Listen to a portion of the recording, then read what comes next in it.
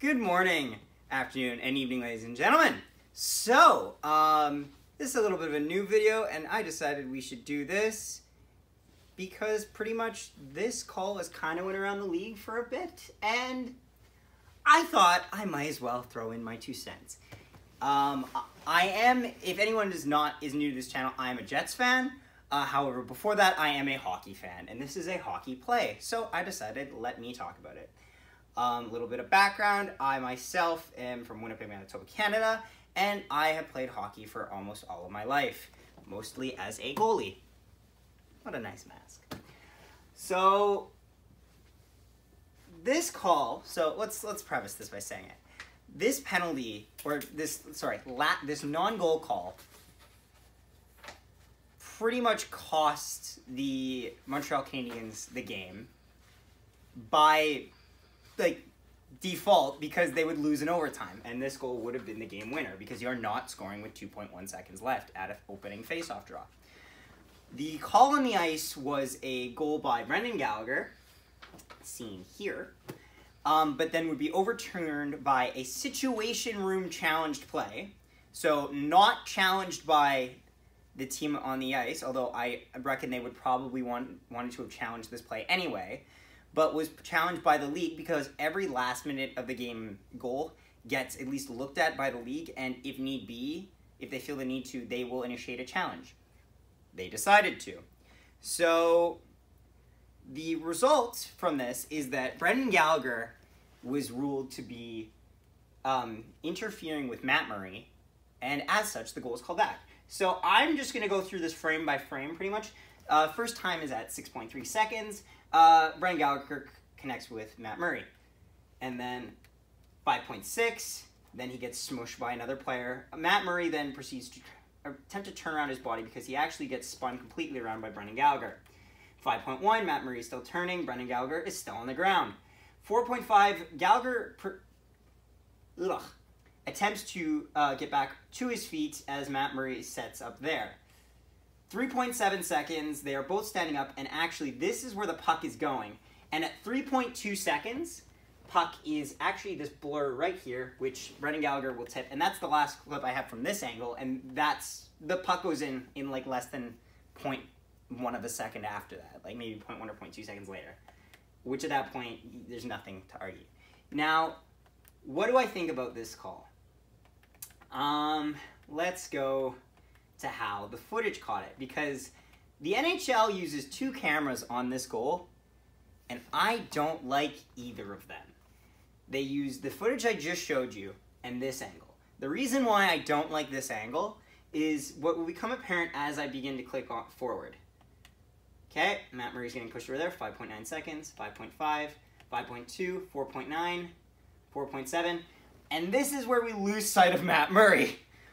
And on a goaltender interference goal, and don't worry, I realize they changed the camera angle for us to the one I showed, but this tells me 3.7. This tells me nothing. This tells us nothing. And then 2.4, and the puck is already on its way out.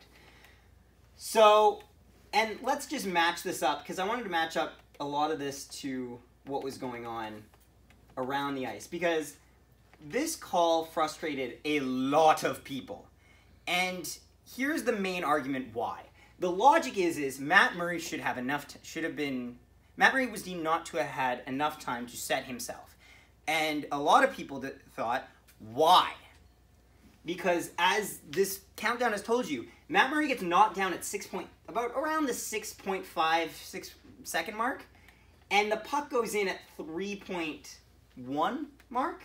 I think they technically deem it at the 2.1 mark, but it's already in the net, and they would have had to add a couple seconds on because Deneau just shoots it in the net right afterwards, if I'm not mistaken. This is 3.2. The puck's going to go in the net, but about 3 seconds left. So that's a 3.5 second difference. And Matt Murray is already seen getting up at around, I wouldn't say here because he's still spinning, not even here at about the 4.5 second mark. And Gallagher's still on the ground. Now, here's the thing. This call kind of broke me a little bit because the thing is, there's two problems. There's one problem on each side of the play here that I think is kind of why this goal got called off, but not necessarily why I agree with it. The problem with this play is that what qualifies as a reset is a reset when a goalie is able to set his body in a position to stop the puck, or is it where the goalie is able to reset himself, get himself back to a position where he can stop the puck, but also be able to see the puck. Because I would argue that isn't actually a play that can be enforced here, because if you look at the play, the puck is at the blue line at the time of contact and when he's getting up. And when the puck is in the attacking zone, especially if the puck itself is at the blue line, the whole point of tactics used at this point is screens and deflections and tips. So how the hell would Murray be able to set himself up if the teams are actively working to stop him from seeing the puck? But here's the question. Do you then deem that Matt Murray doesn't have enough time to see the puck based on the fact that he couldn't see it after he was knocked over? Because he was knocked over, that's why he couldn't see the puck or couldn't track the puck afterwards? Or are you saying that the puck should count because he has enough time and Matt Murray doesn't track it in time, but he was given adequate amount of time to do so? That's why this play is really annoying, because it actually highlights one of the almost not quite written rules on a goaltender interference penalty that hasn't really been exploited until looking at this review. Like, it's frustrating because as a goalie myself, I want there to be a clear answer to this. Because if you just stay in this lackadaisical shade of gray here, we won't get an answer either way, but you also have the opportunity for this play to go either way, which could piss off a lot of people. And this is not a nothing play. Actually, it will piss off a lot of people. This is not a nothing play. Look at this score. It's 4-4 with under 5 seconds left. And not only just that, but how this game ended. Ottawa would score in overtime, and Claude Julien would lose his job the next day. What happens if this goal counts? Does he keep his job? How does this affect the Montreal Canadiens? Because, let's be honest here, Montreal had everything to lose in this game. The Ottawa Senators did not. Ottawa has 14 losses right now and only single digits in wins. Like, no offense, Ottawa Senators or your fans, but we both know your team is not a playoff team right now. They have good prospects and may look towards being that in the future, but it's not today. Montreal is kind of in a state right now where they believe they are on the road to a playoff spot. And so plays like this is going to get really annoying, especially when it results in the firing of a coach, which can drastically change the dynamic of your team. This is not an consequential play. This is very consequential. We've seen it already. And here's the problem. Right now, if I keep going and checking here, there's a player here. To me, it looks like there's players here to screen it. And so even if Matt Murray knows the puck is somewhat over there, he never probably picks it up. He never really picks it up properly. And another reason why I hate this camera angle is because they show a different goal, and there's a better angle that would help us here. This angle was not from the goal that was called. This is from a goal earlier in the game, or either a different game. All I know is they gave us this angle. Why wasn't this shown in the situation room?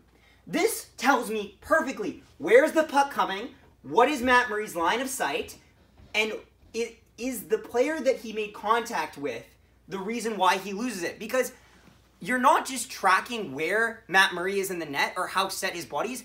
Watch his head. Look to where his eyes are looking, because that matters. Because goalies make a bunch of saves a lot of the time from point shots where they do not know where the puck is. But then it goes back to the question of whose fault is it that Matt Murray doesn't see the puck? Is it Brendan Gallagher's because he initiates contact with him that results in him never being able to fully track the puck afterwards? Or is it his players that do not clear the screens after he gets his body back ready in a set position? Do we know the answer to that? Probably not completely, because there is no super zoomed in camera that can tell us where Matt Murray is looking. We can see where his helmet's looking, but still, that is not in any way, shape, or form completely, like, out there in the open.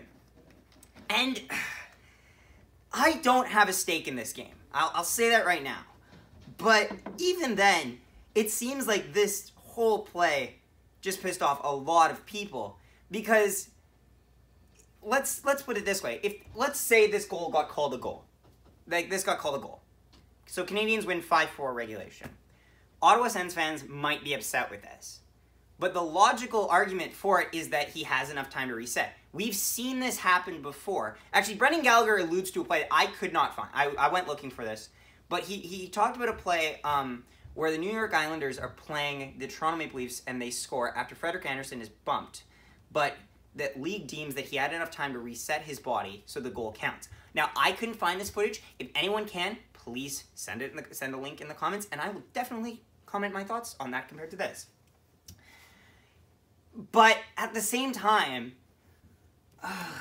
it's just...